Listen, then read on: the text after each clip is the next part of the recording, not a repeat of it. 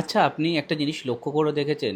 সারা ভারতবর্ষ জুড়ে বলুন বা পশ্চিম বাংলা জুড়ে বলুন বা কলকাতা শহর জুড়ে বলুন, আপনি যে কোনো মুসলিম এলাকা মানে যেখানে মুসলিম মেজরিটি খুব বেশি, সেসব এলাকাগুলোতে যাবেন, দেখবেন প্রচণ্ড কনজেস্টেড, রাস্তার মধ্যে প্রচণ্ড জাম আছে, না ভালো ঠিকঠাক এটিএম আছে, এটিএম থাকলেও সেখানে হয়তো এটিএমে টাকা নেই বা এটিএম খারাপ হয়ে পড়ে আছে, কোনো ভালো ব্যাংক নেই, থাকলেও হয়তো ছিল উঠে গেছে, বা থাকলেও দু একটা গোনাগুনতি থাকবে।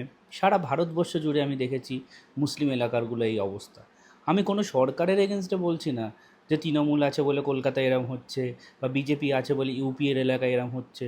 এটা মুসলিমদেরই আলটিমেটলি দোষ, আমি বারবার বলছি। কিন্তু আমি বলছি আপনারা এটা একবার লক্ষ্য করে দেখবেন।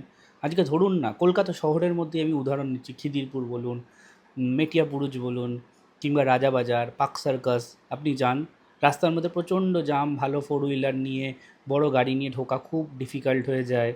কিংবা ভালো কোনো ব্যাংকের এটিএম নেই, ভালো কোনো মাল্টি স্পেশালিটি হসপিটাল নেই, থাকলেও দু একটা সরকারি হসপিটাল আছে। এটা কেন হচ্ছে আমি জানি না, কিন্তু সারা ভারতবর্ষের মধ্যে যেন এক একটা জায়গায় এরকমভাবে খারাপ হয়ে যাচ্ছে। সরকার কি খারাপ করছে না মুসলিমদের দোষেই আজকে এটা খারাপ হচ্ছে, সেটা আপনারা কমেন্ট করে বলুন। কিন্তু এটা হচ্ছে, তাই কি না বলুন? যদি একমত হন তাহলে অবশ্যই ভিডিওটাকে লাইক করে শেয়ার করবেন।